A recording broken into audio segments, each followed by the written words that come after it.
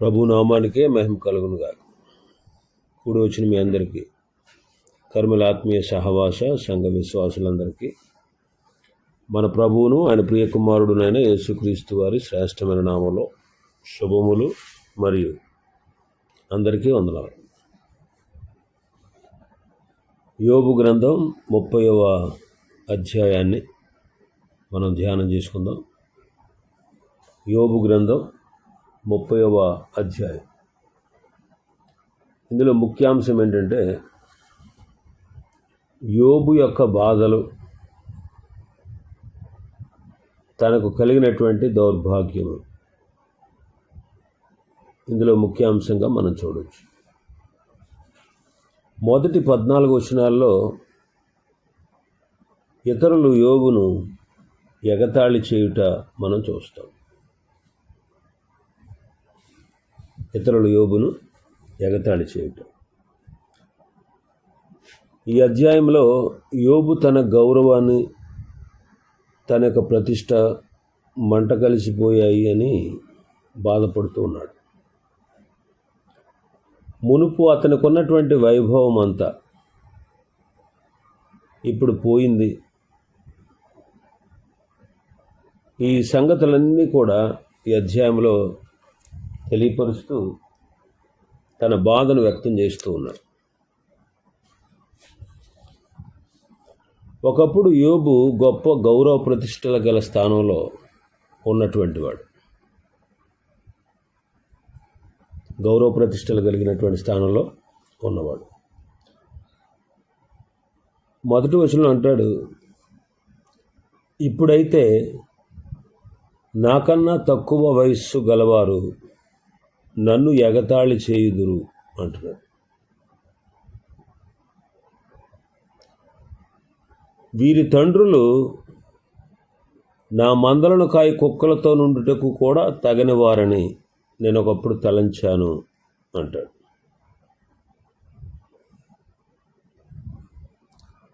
రెండవ వచనంలో అంటారు, వారి చేతుల బలము నాకేమి ప్రయోజనకరమగును, వారి పౌరుషము పోయినది అంటాడు. దారిద్ర్యం చేత, క్షామం చేత శుష్కించిన వారే ఎడారిలో చాలా దినముల నుండి పాడై నిర్మానుష్యముగా ఉన్నటువంటి ఎడారిలో ఆహారము కొరకు వారు తిరుగులాడేవారు. వారు తుప్పలలోని తుత్తి చెట్లను పెరుకుదురు. తంగేడు వేళ్ళు వారికి ఆహారమై ఉన్నాయి. వారు నరుల మధ్య నుండి తరిమివేయబడిన వారు. దొంగను తరుముచూ కేకలు వేయినట్లు మనుషులు వారిని తరుముచూ కేకలు వేయుదురు. భయంకరమైనటువంటి లోయల్లో, నేల సందుల్లో, బండ సందుల్లో వారు కాపురం ఉండవలసి వచ్చాను. తుప్పలలో వారు వాండ్ర పెట్టుదురు. ముండ్ల చెట్ల కింద వారు కూడియుందురు. వారు మోటు వారికిని పేరు ప్రతిష్టలు లేని వారికి పుట్టినవారు. వారు దేశంలో నుండి తరమబడినవారు. అట్టి వారు ఇప్పుడు నన్ను గూర్చి పదములు పాడుదురు. నేను వారికి సామెతకు ఆస్పదముగా ఉన్నాను అంటున్నాడు. యోబును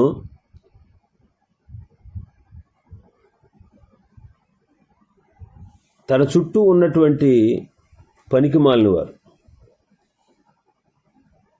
యోబును గురించి మాట్లాడడం యోబు విన్నాడు. వాళ్ళు ఎలాంటి వాళ్ళంటే,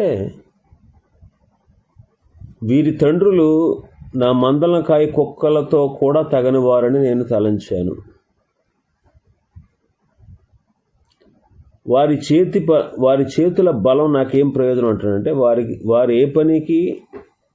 వారికి ఏ పని కూడా చేతనయ్యేది కాదు. దారిద్ర్యం ఉండేది. క్షామం చేత శుష్కించిపోయారు. ఎడారిలో తరమబడ్డారు. పాడై నిర్మానుష్యంగా ఉన్న ఎడారిలో ఆహారం కొరకు తిరుగులాడారు. తుప్పలలో, తుత్తి చెట్లలో వారు చూస్తారు ఆకలి వేసి ఎడారిలో. అంటే మేసే దుంపలు అన్నమాట. చూడండి, కొన్ని జంతువులు ఎడారిలో, అడవుల్లో దుంపలు తింటూ ఉంటాయి. అలాంటి పరిస్థితి వాళ్ళది. యోబు ఇలాంటి వారికి విలువ ఇచ్చేవాడు కాదు. తమ మందలు కాయడానికి వారికి ఉన్న బలం చాలదనుకున్నాడు. ఇప్పుడు వాళ్ళ పిల్లలు యోబును వేళాకోళం చేస్తున్నారు. తుత్తి చెట్లు అనేవి గుబురుగా పెరుగుతాయి. వాటి పుష్పాలు ధూమ్రవర్ణం కలిగినటువంటివి. సముద్ర తీరంలో పెరుగుతాయి చెట్లు.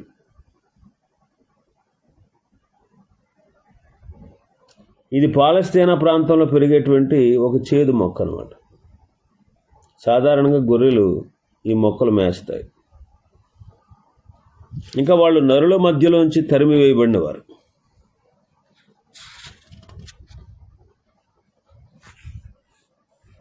అంటే లోకస్తులు, అంటే ఊరిలో జనం వారిని ఊళ్ళో ఉండనిచ్చేవారు కాదనమాట. దొంగను తరుముతూ కేకలు వేసినట్టు మనుషులు వాళ్ళని తరుముచూ కేకలు పెట్టేవారు. హీన జాతుల వారిని, వీళ్ళు బాటసారులను దోపిడీ దొంగల్లాగా వారి మీదకి ఎగబడి దోచుకునేవారు అనమాట. భయంకరమైనటువంటి లోయల్లో, నేల సందుల్లో, బండ సందుల్లో కాపురం ఉండాల్సినటువంటి పరిస్థితి వారిది. అలాంటి వాళ్ళు, వాళ్ళ ప్రవర్తన ఎలాంటిదంటే జంతువుల్లాగా ప్రవర్తిస్తారు. పొదల్లో తలదాచుకుంటారు. అలాంటి వారికి పుట్టినటువంటి యవనులు పేరు ప్రతిష్టలు లేనటువంటి వారు, అనాగరికులు అనమాట. సమాజం చేత వెలివేయబడిన వారు, దేశంలో నుంచి తరమివేయబడిన వారు. అలాంటి వారు ఇప్పుడు యోబును గూర్చి పదములు పాడెదరు అంటారు. నేను వారికి సామెతకు ఆస్పదంగా ఉన్నాను అంటాడు. 10వ వచనంలో, వారు నన్ను అసహించుకుంటారు, నా యొద్ద నుండి దూరంగా వెళ్ళిపోతున్నారు, నన్ను చూసినప్పుడు ఉమ్మి వేస్తున్నారు. అంటే వాళ్ళ దృష్టిలో నేనెంతో హీనుడనైపోయాను. నేటి దినాల్లో కూడా చూడండి, భక్తి కలిగిన వారిని భక్తిహీనులు వేధిస్తూనే ఉంటారు. చాలామంది యొక్క ఉద్దేశం ఏంటంటే, వాళ్ళకి ఏదైనా కష్టం వస్తే దేవుడు పరీక్ష పెడుతున్నాడు, దేవుడు పరీక్షిస్తున్నాడు, దేవుడే మాకు ఇన్ని బాధలు కలగజేస్తున్నాడు అంటారు. ఎదుటివాడికి ఏదైనా కష్టం వస్తే వాళ్ళ ఘోర పాపులు అంటాడు. ఇప్పుడు యోబు ఈ స్థితికి రావడానికి గల కారణం అపవాది. ఒక విధంగా చెప్పాలంటే దేవుడే. ఎందుకంటే దేవుడే అపవాదితో అన్నాడు, నా సేవకుడని యోబు సంగతి నువ్వు ఎప్పుడైనా ఆలోచన చేసేవాడిని. దేవుని అనుమతితోనే అతనికి అన్ని భయంకరమైనటువంటి కష్టాలు వచ్చాయి. అలాంటి సందర్భంలో ఒకప్పుడు యోబుకు భయపడేటువంటి వారు ఇప్పుడు యోబుని ఎగతాళి చేస్తూ, పదములు పాడుతూ, హేళన చేస్తూ ఉన్నారు. నేటి దినాల్లో కూడా జరిగేది అదే. సంఘాల్లో భక్తిహీనులు, నీతిగా, యథార్థంగా, పవిత్రంగా, పరిశుద్ధంగా ఉండరు వాళ్ళు. అలాంటి వాళ్ళు కాస్త కోస్త భక్తి చేస్తున్నటువంటి వాళ్ళని హేళన చేస్తూ, అపహాసిస్తూ, వారిని కృంగదీస్తూ ఉంటారు మాటలతో.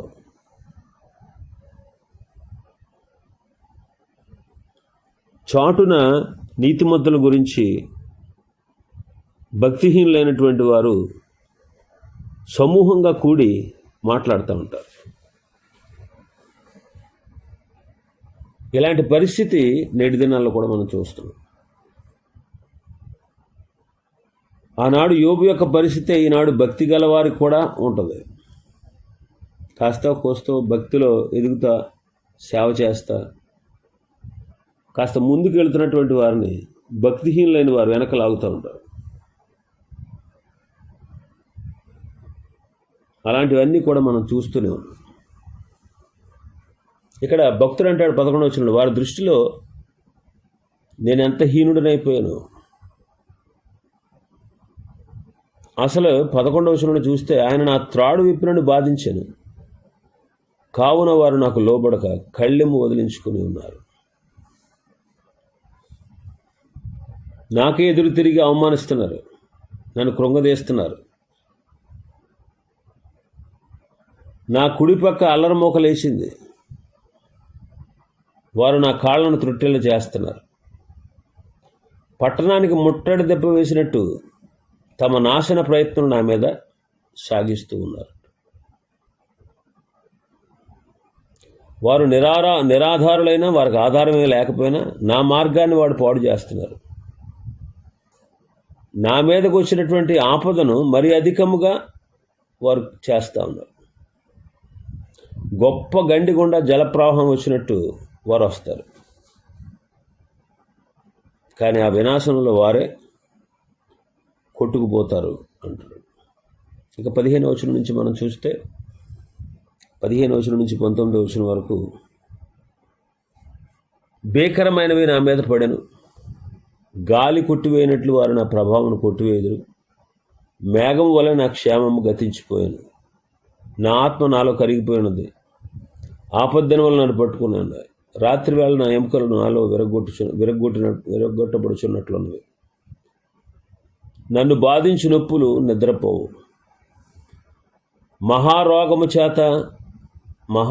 బలము చేత నా వస్త్రము నిరూపమగును, మెడ చుట్టూ నుండి నా చొక్కాయి వలె అది నన్ను ఇరికిస్తా ఉంది. ఆయన నన్ను బురదలోకి త్రోసెను, నేను ధూళియు బూడిదే అయినట్లు ఉన్నానట. 14వ వచనం వరకు చెప్పిందంతా మనుషుల మూలంగా కలిగినటువంటి శ్రమలు. ఎంతకంటే భయంకరమైనది ఏంటంటే, అసలు ఈ కష్టం అంతా దేవుని వలన అతనికి ప్రాప్తించింది. భీకరమైనవి నా మీద పడెను, మేఘం వల్ల నా క్షేమం గతించిపోయినట్టు. నేను కృంగిపోయాను, నా ఆత్మ నాలో కరిగిపోయింది, ఆపద్దినము నన్ను పట్టుకున్నాయి.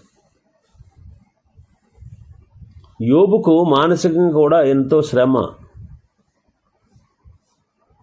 మేలుకున్న నిద్రపోతున్న బాధ అతను వెంటాడుతూ ఉంది. భయాందోళనలు చుట్టుముట్టి ఉన్నాయి. దేవుడు అతన్ని కష్టపెడుతున్నట్లు ఉంది. గాలిలాగా శ్రమలు అతని మీద విసురుతున్నాయి.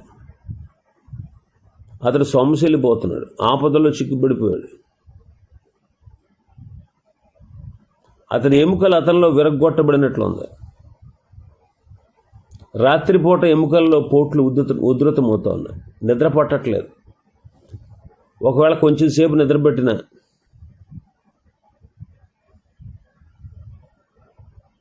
పీడకలలు అతను బాధించే నొప్పులు, పీడకలలు అతను నిద్రపోకుండా ఎక్కువైపోతాయి. మహారోగ బలం చేత నా వస్త్రము నిరూపమవుతూ ఉంది. మెడ చుట్టూ ఉండేటువంటి చొక్కాయి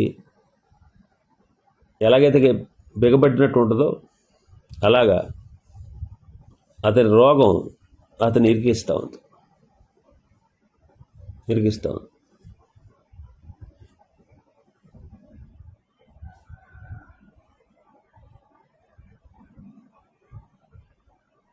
పొండ్లలో నుంచి కారినటువంటి రసి బట్టలకు అంటుకుంది.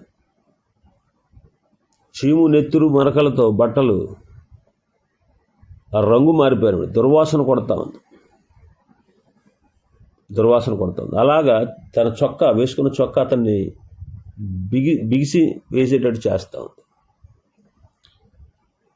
దేవుడు నన్ను బురదలోకి త్రోసాడు, ధూళి బూడిదనైపోయాను అంటాడు.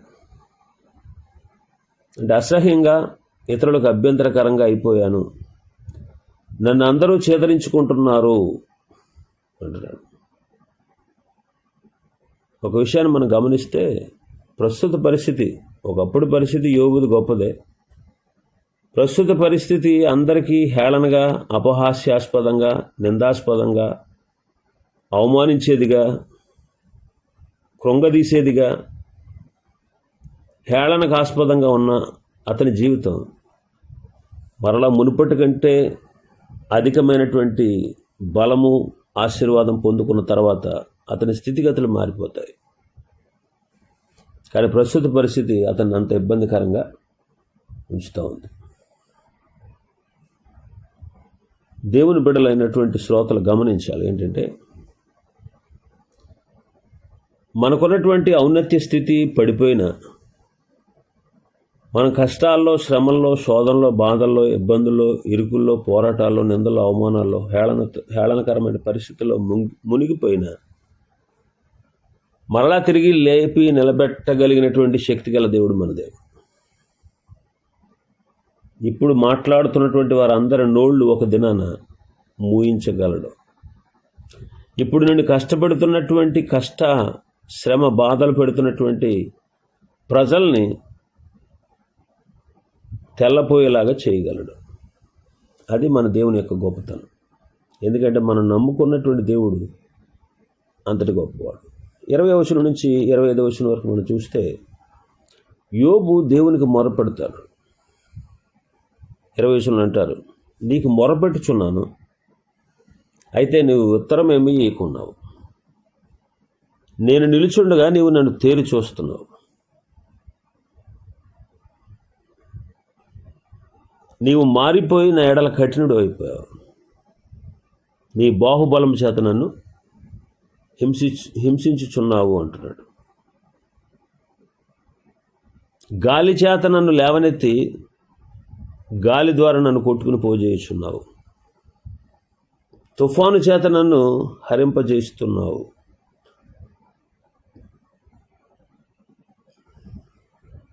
ఇరవై 23వ వచనంలో మనం చూస్తే, మరణమునకును సర్వజీవులకు నియమింపబడిన సంకేత సమాజ మందిరమునకు నీవు నన్ను రప్పించదువని నాకు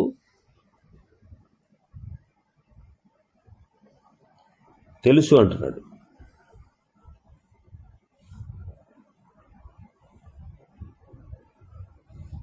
ఇరవై 24వ వచనంలో చూస్తే, ఒకడు పడిపోయిన ఎడల వాడు చేయి చాపుడా, ఆపదలోనున్నవాడు తప్పింపవలనని మొరపెట్టడా అంటాడు.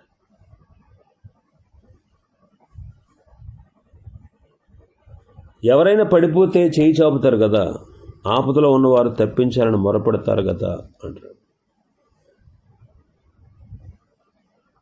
యోబు కూడా 25వ వచనంలో, బాధలో ఉన్న వారి నిమిత్తం అతడు ఏడ్చాడట,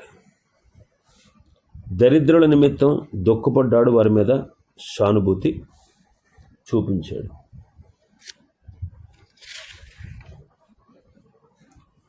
ఇంకా 26వ వచనం నుంచి తన బాధ తాను చెప్పుకుంటున్నాడు. యోబు తన బాధను గురించి చెప్తున్నాడు. బలహీనులను యోబు ఆదరించేవాడని ఆ పై వచనంలో మనం చదువుతాం. బాధలో ఉన్న వారి నిమిత్తం అతడు ఏడ్చాడు, దరిద్రుల నిమిత్తం అతడు దుఃఖపడ్డాడు. 4వ అధ్యాయంలో ఎలీఫజు కూడా అలాగే అంటాడు. కానీ ఇప్పుడు ఎవ్వరూ కూడా అతని సహాయానికి రావట్లేదు. సహాయానికి రారు కదా, దానికి ప్రతిగా స్నేహితులు మాటల చేత కృంగదీశారు. పనికి మాలిన వాళ్ళందరూ కూడా అతన్ని నానా బాధలకు గురి చేశారు. అతనికి ఇప్పుడు ఎవ్వరూ సహాయం చేయడానికి రావట్లేదు. మేలు కలుగుతుందని ఆశపడితే కీడు సంభవించింది. వెలుగు నిమిత్తం నేను కనిపెడితే చీకటి కలిగిందంటాడు 26వ వచనంలో. 27వ వచనంలో, నా పేగులు మానక మండుచున్నవి, అపాయ దినములు నన్ను ఎదుర్కొనను అంటాడు.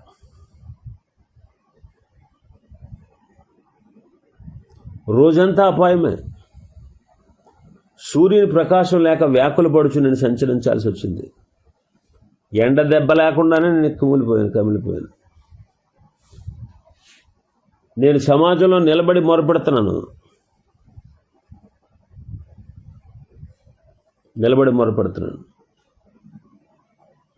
ఇంకా 30వ వచనంలో 29, 30 వచనాలు, నేను నక్కలకు సోదరుణ్ణి, నిప్పు కోళ్లకు జతకాడినైతిని, నా చర్మం నల్లబడి నా మీద నుండి ఊడిపోయినది, కాక వలన నా ఎముకలు కాగిపోయాను, నా స్వరమండలము దుఃఖ స్వరాన్ని ఇస్తూ ఉంది, నా పిల్లనగోవి రోదన శబ్దాన్ని ఎత్తుతూ ఉంది అంట.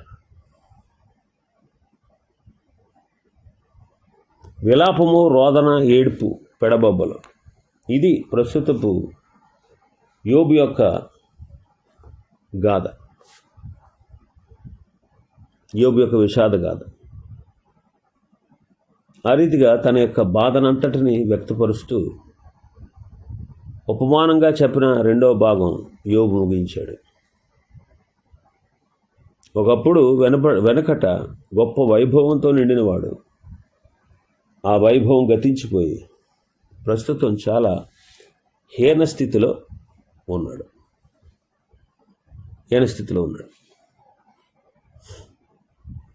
ఇవి ఈ అధ్యాయంలో ఉన్నటువంటి విషయాలు. ప్రభు చిత్తమైతే మరొక అధ్యాయాన్ని రేపటి దినం ప్రారంభించుకుందాం. దేవుడి వర్తమాన వాక్యాన్ని మన వెనుకడిలో ఆశీర్వదించును గాక. ఆమేన్.